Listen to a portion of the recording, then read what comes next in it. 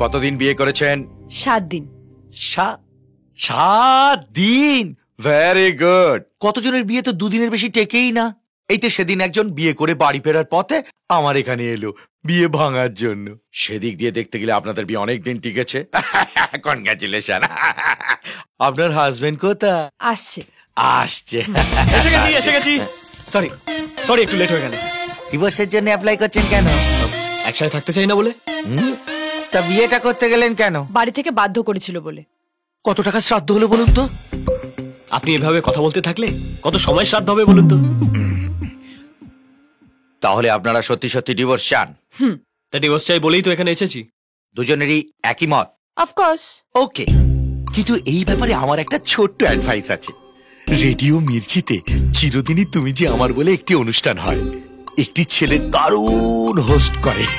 আপনারা দুজনে মিলে ওর অনুষ্ঠানটা মন দিয়ে শুনুন, আর ওর সাথে আপনাদের বিবাহিত জীবনের সমস্যা নিয়ে কথা বলুন।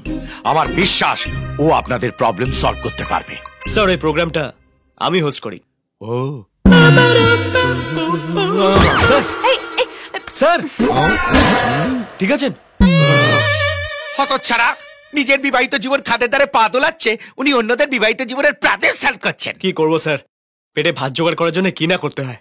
আমি অন্যের প্রবলেম সলভ করছি, আপনি আমার প্রবলেমটা সলভ করে দিন। কিভাবে?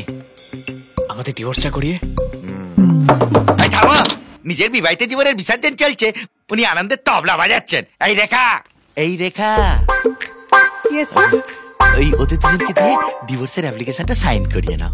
Okay sir.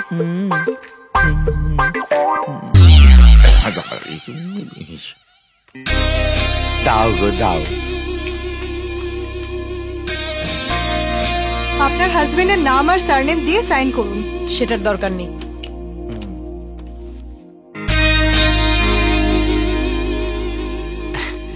সব শেষ? ডিভোর্স হয়ে গেছে?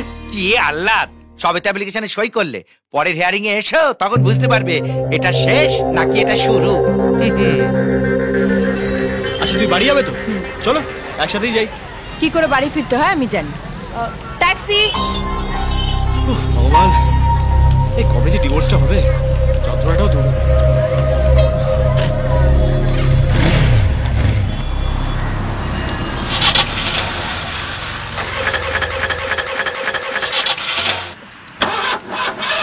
ম্যাডাম মনে হচ্ছে তেল শেষ হয়ে গেছে। কি মুশকিল। কত হলো? 80 টাকা। আরে ফুলটা মনে হয় এলাকায় একদম নতুন এসছে। একেবারে টাটকা ফুল। এই ফুলটার সঙ্গে না ফুলসজ্জা বেশ জমবে। তা শুধু কি দূর থেকেই দেখবো, না মুন্নিকে একটু বদনামও করবো? শাখা, সিঁদুর, কিছুই তো দেখতে পাচ্ছি। ঠিক বলেছিস, বিবাহিত মহিলার কোনো চিহ্নই নেই। ফিগারটা দেখেছিস? যেন কুমোরটুলিতে বানিয়েছে, অনেক ধৈর্য ধরে বানিয়েছে। ভাই, আরে বর থাকলে কি দিদিমণি এমন ফিগার ধরে রাখতে পারতো? কবে এই সালা অমলেট হয়ে যেত। তাহলে দিদিমণিকে আমি বিয়ে করে ফুলসজ্জাটা সেরে নি, কি বল?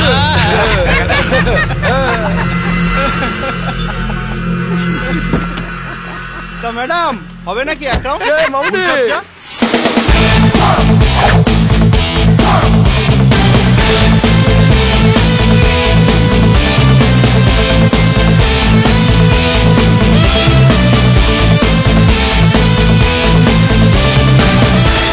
কিসের জন্য এত টাইম নিচ্ছিস? Target fix, hit and pocket. কে রে তুই? আকাশ, সাদা ঘুড়িটা আমার তো। মুন্নিকে কি যেন বদনাম করে কথা বলছিলিস? রাস্তায় মেয়ে দেখলেই নিজের সম্পত্তি ভেবে নিস। মেয়েদের রেসপেক্ট করতে শেখ। লেকচার দেবার তুই কে রে? ওর হাজবেন্ড। এবার বুঝলি? আর শুধু না, যে কোনো মেয়ের সাথে অসভ্যতামি করবি না। So be good boys, bye. যদি অসভ্যতামি করি তো কি করবি তুই? কিচ্ছু করবো না, শুধু তোদের ওই সুন্দর সুন্দর মুখগুলো জিওগ্রাফি পাল্টে দেবো। কি বলবি? গায়ে হাত দেবে না। এমন হাল করবো না, সোজা হসপিটালে যাবি। গায়ে হাত দিস না। কেন? কি করবি? মারবি? মারবি? মার। লাস্ট বার বল, গায়ে হাত দেবে। কি করবি কর?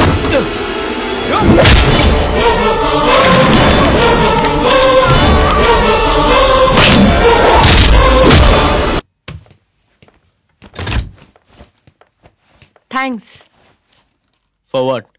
আমার প্রতি আপনার কনসার্ন দেখে।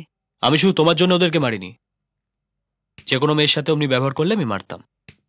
বাই দ্য ওয়ে, তোমার শাখা সিঁদুর কোথায়? আমার কাছে যখনই বিয়ের কোনো মানে নেই, তাহলে এগুলো পরে কি হবে? সেটা ঠিক বলেছ। তবে কি জানো তো, এই শাখা সিঁদুর হলো বিবাহিত মেয়েদের রক্ষা কবচ। তার মানে আপনি বলতে চান এসব পরে থাকলে আমার লোকে বাজে কথা বলবে না? একদমই বলবে না তা নয়, খালি সংখ্যাটা একটু কমে যাবে। বাজে ছেলেদের নজর অবিবাহিত মেয়েদের প্রতি একটু বেশি থাকে, কারণ আজও আমাদের সমাজ শাখা সিঁদুরকে সম্মান করে। এনিওয়ে, আজ রাতে আমার কালিগরা একটা পার্টি রেখেছে, তুমি রেডি থেকো। আমি আপনার বউ না যে সব কথা মেনে চলবো। ও তাই তো বটে। তাহলে একটা কাজ করো, কালকে কোর্টে তুমি একাই চলে যাও। হ্যাঁ, কখন রেডি হতে হবে? উফ, ফুলটু গিরগিটি সেকেন্ডে সেকেন্ডে রং বদলায়। এই শোনো, ঠিক 6টা।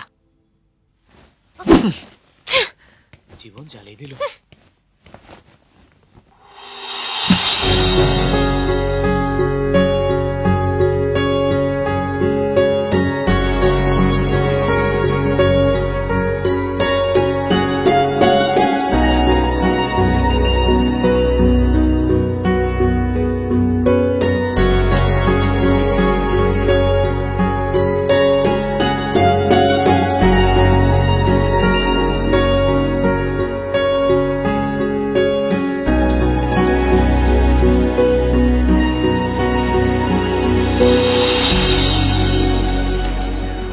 বিয়ের এখনো 2 সপ্তাহ হয়নি, এর মধ্যে ডিভোর্স চাইছেন? আপনারা দুজনেই রাজি? হ্যাঁ, প্লিজ স্যার, ডিভোর্সটা যাতে তাড়াতাড়ি হয় তার একটা ব্যবস্থা করুন। তাড়াতাড়ি বললে তো হবে না, এটা কোর্ট, আর কোর্টের কিছু নির্দিষ্ট নিয়ম কানুন আছে। আপনাদের এই অ্যাপ্লিকেশনটা আজকে গ্রহণ করা হলো এবং 6 মাস সময় দেওয়া হলো। এই 6 মাসের মধ্যে যদি আপনারা আপনাদের মত না বদলান, তাহলে কোর্ট ডিসাইড করবে আপনাদের ডিভোর্স হবে কি না। ইম্পসিবল। এই 6 মাস যদি আমি আপনার সাথে এক ছাদের তলায় থাকি, তাহলে আমি বিক্রমকে কি কৈফিয়ত দেব? ও আমার সম্পর্কে কি ভাববে? না, এটা হতে পারে না। আমি থাকতে পারবো না। বাবা জোর করে বিয়ে দিয়ে দেবে, কোর্ট একসঙ্গে থাকতে বাধ্য করবে, নিজের ইচ্ছের কি কোনো দাম নেই? নাও কেটে পড়ো, কেটে পড়ো। মানে এইভাবে হঠাৎ করে আমাকে চলে যেতে বললে আমি কোথায় যাব? সেটা এতক্ষণ প্যান প্যান করার আগে ভাবার দরকার ছিল, তাই না? কোর্ট আমাদের 6 মাস সময় দিয়েছে, 6 মাস একসাথে থাকতে বলেনি তো। কোথায় যাবে বলো? বাপের বাড়ি? নাকি তুমি জানো বিক্রম কোথায় থাকে? শোনো, তোমাকে আমার বাবা মায়ের সামনে দিয়ে হাসি খুশি নিয়ে আসবো বলেছিলাম, আর সেটা আমি করেছি।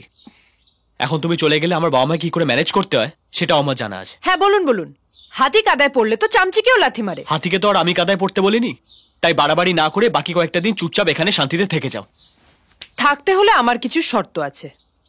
1, আমাকে অকারণে উত্তেজিত করবেন না। 2, আমার পারমিশন ছাড়া আমার রুমে ঢুকবেন না। প্রয়োজন হলে আমি আপনাকে ডেকে নেব। অ্যান্ড ফাইনালি, আমার সমস্ত খরচার দায়িত্ব আমার। মানে বিক্রমের সাথে যখন দেখা হবে ও সব শোধ করে দেবে। সুতরাং হাফ বাড়ি আপনার, হাফ বাড়ি আমার। ওই রুমটা আমার, এই রুমটা আপনার। বাবা, আম্বানির নাতনি, প্রপার্টি ভাগ করে দিলে। শোনো, তুমি আমার ফ্ল্যাটে থাকছো, তাই শর্ত আমি দেব। সপ্তাহে 3 দিন তুমি রান্না করবে, 3 দিন আমি। 3 দিন তুমি ঘর পরিষ্কার করবে, 3 দিন আমি। সানডেটা ছুটি, ওদিন আমি বাইরে কাটাবো। আর ফাইনালি, দুঃস্বপ্নে ডাকলেও তুমি আমার রুমে পা দেবে না। আচ্ছা, একটা কথা বলুন তো, আমি যদি সত্যি আপনার বউ হতাম, আমাকে দিয়ে এত কাজ করাতেন? না, কখনো না। তাকে আমি রানীর মতো মাথায় করে রাখতাম, দেবীর মতো আমার মনে সিংহাসনে জায়গা দিতাম। তার সাথে আমি বন্ধুর মতো ব্যবহার করতাম।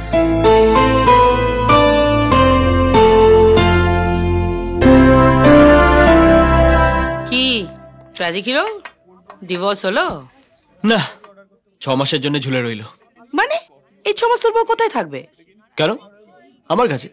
মানে এই 6 মাস তোরা একই ছাদের তলায় থাকবি, খাবি, ঘুমাবি? কি করবো বল, যতদিন বিয়েটা আছে ওকে তো আর জলে ফেলে দিতে পারি না। পায়ের ধুলো দিও গুরু, আর আশীর্বাদ করো যেন তোমার মতো একটা বর আমার কপালে জুটে।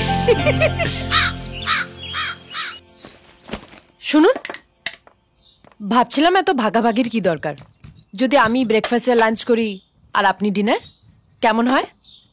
নো প্রবলেম, কিন্তু সেসব কাল থেকে। আজ আমার স্টুডিও থেকে ফিরতে একটু রাত হবে। ওকে, এ নিন ব্রেকফাস্ট। Wow, mind blowing. তুমি যখন বললে এই নিন ব্রেকফাস্ট, আমি ভাবলাম নির্ঘাত কোনো অখাদ্য কুখাদ্য রান্না হবে। এই ধরো লুচি, আলুর দম, পরোটা, সুজির হালুয়া। কিন্তু তুমি তো ফাটিয়ে দিয়েছো। এত সুস্বাদু রান্নার রেসিপি কোথা থেকে শিখলে বলো তো? হ্যালো হ্যালো আকাশ, মা বলছি রে, কেমন আছিস বাবা? ও মা, আমি ভালো আছি, তোমরা কেমন আছো? এই তো আমাদের চলে যাচ্ছে। আমাকে দাও, আমাকে দাও। হ্যালো, ভালো আছিস তো?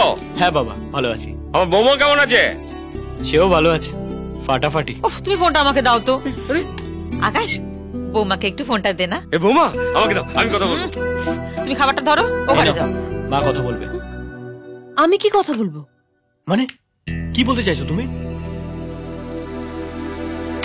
কেমন আছিস মা? তোর কোনো অসুবিধা হচ্ছে না তো? আমার ছেলে ঠিক যত্ন আত্তি করছে তো? হ্যাঁ। যদি না করে তাহলে আমাকে বলবি। না, তেমন কিছু না। তোর যা দরকার হবে তুই আকাশকে বলবি, আর যদি মনে হয় যে আকাশকে বলা যাবে না, তাহলে তুই আমাকে বলিস মা। আমাকে শাশুড়ি থেকে দূরে দূরে সরিয়ে রাখিস না। আমি যেমন আকাশের মা, সেরকম তোরও মা। ঠিক আছে। কি ব্যাপার, কথা বলতে তো সংকোচ বোধ হচ্ছে? কই না তো। আমি জানি, লজ্জায় তুই মুখ ফুটে কিচ্ছু বলতে পারিস না। আচ্ছা ঠিক আছে, তুই আকাশকে ফোনটা দে। হ্যাঁ মা, বলো। ওর খেয়াল রাখিস। আমি কি খেয়াল রাখবো মা, ওই আমার এত খেয়াল রাখছে। ওটাই তো তোর প্রতি ওর ভালোবাসা। হ্যাঁ, ভালোবাসা উপচে পড়ছে। সারাদিন রান্না করেই থাকছে, আর রোজ নতুন নতুন আইটেম করে খাওয়াচ্ছে। আমার বৌমা জানে রান্না করে খাইয়ে কিভাবে স্বামীর মন জয় করা যায়। একদম ঠিক বলেছো। জানো, আমার জন্য আজকে স্পেশাল ব্রেকফাস্ট বানিয়েছে, পাউরুটি আর জ্যাম। পাউরুটি আর জ্যাম? এটা আবার স্পেশাল কি? পাউরুটিটা স্পেশাল নয়, জ্যামটা স্পেশাল। ওটাও নিজের হাতে তৈরি, একদম দোকানে কেনা জ্যামের মতো। তার মানে বউয়ের হাতে রান্না খুব পছন্দ হচ্ছে। ভীষণ, একদম কবজি ডুবিয়ে খাচ্ছি। তোমার জন্য আমি এক জার জ্যাম পাঠাতে বলছি। অঞ্জলি, তোমার এই স্পেশাল জ্যামটা মায়ের জন্য এক জার পাঠিয়ে দে। হ্যাঁ? না না, আমার কিচ্ছু লাগবে না, তোদের খুশি আমার কাছে সব। এখন রাখছি। আচ্ছা মা। আমাকে অপমান না করে আপনার পেটের ভাত হজম হয় না বুঝি? ভাত দিব্যি হজম হয়, এই জ্যাম পাউটি নাও হজম হতে পারে। মেয়ে হয়ে জন্মেছে যখন একটু রান্নাটা শিখতে পারোনি? আমার মনে হয় বিক্রমকে তোমার বাবা তারায়নি। তোমার এই গুণের বহর দেখে সে নিজেই পালিয়েছে। কি বললেন? আমি বললাম, এই যে তুমি কাজের বেলায় অষ্টরম্বা, সেটা দেখে বিক্রম দৌড় মেরেছে।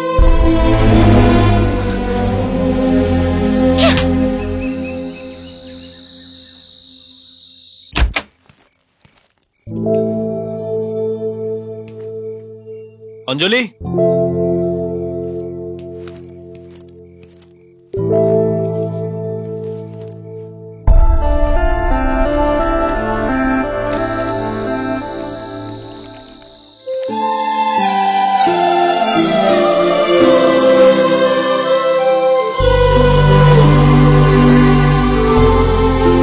এই যে ম্যাডাম, সকালে বাড়ির যা অবস্থা দেখে গেছিলাম এখনো ঠিক তাই আছে।